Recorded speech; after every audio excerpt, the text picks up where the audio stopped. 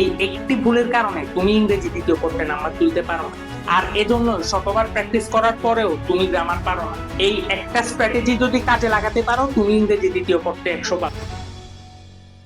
SSC 26 তোমরা গ্রুপিয়াল সাবজেক্টের পরে যেই বিষয় নিয়ে সব থেকে বেশি ভয় পাও সেটা হলো ইংলিশ সেকেন্ড পেপার। কারণ ইংলিশ সেকেন্ড পেপারে গ্রামার আছে, গ্রামারে তোমরা অনেকেই দুর্বল, তোমরা অনেকেই গ্রামার পারো না। তো সেজন্য তোমরা ইংরেজি দ্বিতীয় পত্রে নাম্বার তুলতে পারো না। তো তোমরা অনেকে চিন্তা করতে পারো ইংরেজি দ্বিতীয় পত্রে কি 100 পাওয়া সম্ভব? আমি বলবো সম্ভব, যদি তুমি গ্রামারে 60-60 তুলতে পারো আর রাইটিং ভালো মতো ভালো কিছু স্ট্র্যাটেজি মেনটেন করে লিখতে পারো, অবশ্যই সম্ভব। তো আজকে আমি সেই স্ট্র্যাটেজি গুলো শেয়ার করবো কিভাবে তুমি এই একদিন বন্ধে পড়ে ইংরেজি দ্বিতীয় পত্রে 100 পাইতে পারো। শুরুতেই যদি আমি বলি, তোমার গ্রামার পার্ট কিন্তু অনেক কমিয়ে দিয়েছে আগের থেকে। প্রথমত গেট ফিলিং, উইথ ক্লোজ, তারপরে আছে তোমাদের preposition, suffix, prefix, transformation of sentence, substitution table, right form of verb, connectors, punctuation. তো এই সবগুলো জিনিস নিয়ে তুমি প্যারা খাবা না, তুমি সব থেকে বেশি প্যারা খাবা প্রথমত রাইট ফর্ম অফ ভার্ব আর 2 নম্বরে ট্রান্সফরমেশন অফ সেন্টেন্স নিয়ে, যেখানে সিম্পল, কমপ্লেক্স আর কম্পাউন্ড আছে। তো শুরুতেই আমি যদি বলি গেট ফিলিং উইথ ক্লুজ, এটা নিয়ে তোমরা এত প্যারা খাবা না, এটা মোটামুটি সরে তোমরা আশা করি প্যাসেজ পড়ে এটা মিলাতে পারবা।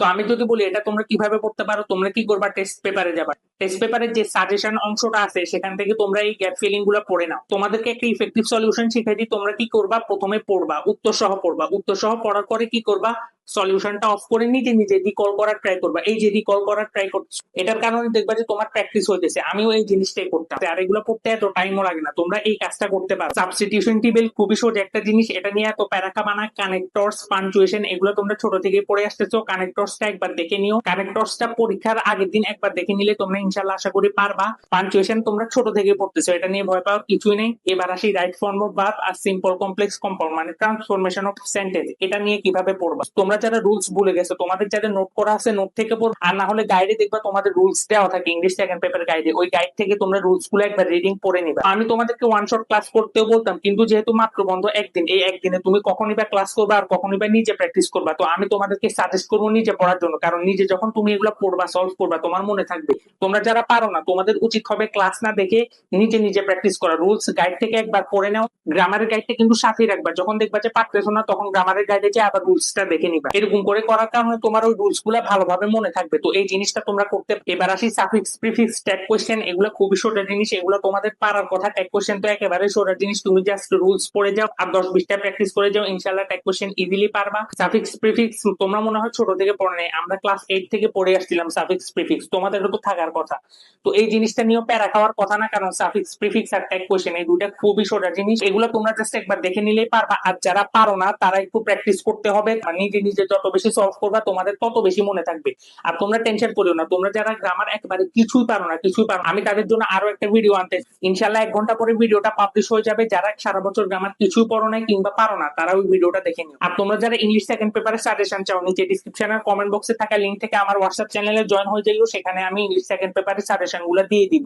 এবার আসি রাইটিং পার্টের কথা। রাইটিং পার্টের ক্ষেত্রে তোমরা কি করতে পারো, গত বছরের তুলনায় এবারে রাইটিং পার্ট আরো কমিয়ে দিয়েছে। তোমাদের একটা স্টোরি লিখতে হবে, ওটা 20 নম্বরের, একটা ইমেল আছে আর একটা প্যারাগ্রাফ আছে।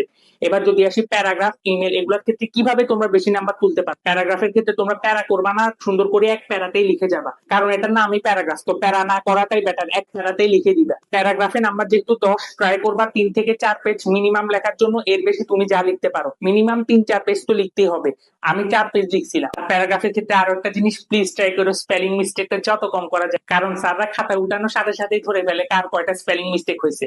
স্যাররা 15-20 বছর ধরে খাতা দেখে, তারা 1-2 সেকেন্ডে ধরে ফেলে তোমার কয়টা স্পেলিং মিস্টেক হতে পারে। 3টা বানানোর জন্য 1 নাম্বার কাটা যায়, এখন তোমার কথার কথা 2টা বানান ভুল হলো, ওখানেও 1 নাম্বার কাটা যাবে। তো এই জিনিসটা একটু কেয়ারফুল থাকো, তোমাদের যাদের স্পেলিং মিস্টেক হয়। আর কাটা ছেড়া যত কম করতে পারো তত তোমার লাভ, তোমার প্রেজেন্টেশন যত সুন্দর হবে তুমি নাম্বার তত বেশি পাবে। ইমেলের ক্ষেত্রে কি করবা, ফ্রম দিবা, টু দিবা, দেন ডিয়ার দিয়ে লেখা শুরু করবা। ইমেল 1 পেজের মধ্যেই লেখা ট্রাই করো। এবার আসি কম্পোজিশন, যেটাতে তোমাদের 20 নাম্বার। তো আমি তোমাদেরকে বলবো মিনিমাম 8 থেকে 9 পেজ লেখার জন্য, তোমরা যত বেশি লিখতে পারো। আর কম্পোজিশনের ক্ষেত্রে তোমরা প্যারা করে দিতে পারো, বিভিন্ন প্যারায় বিভিন্ন জিনিস নিয়ে আলোচনা করতে পারো। তোমরা গাইড থেকে দেখলে আইডিয়া পাবা, গাইডে যেভাবে লেখে আর কি।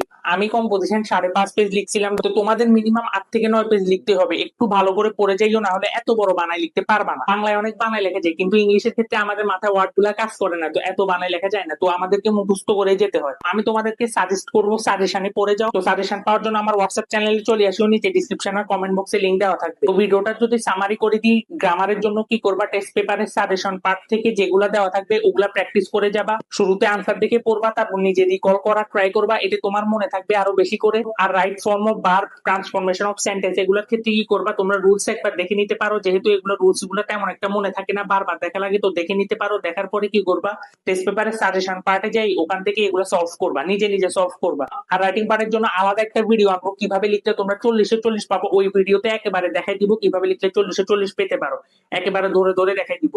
তো ওই ভিডিওটার জন্য ওয়েট করিও, ইনশাল্লাহ দিয়ে দিই। ট্রাই করবার যত কম কাটা ছেড়া করা যায়। স্পেলিং মিস্টেকের ক্ষেত্রে জিনিসটা একটু খেয়াল রাখিও। তোমরা লাস্ট মোমেন্টে যে ধরনের প্রবলেম ফেস করতেছো, যে কোনো ধরনের প্রবলেম হতে পারে, আমাকে কমেন্ট বক্সে জানাইও, আমি ইনশাল্লাহ সবার কমেন্টেরই রিপ্লাই করবো।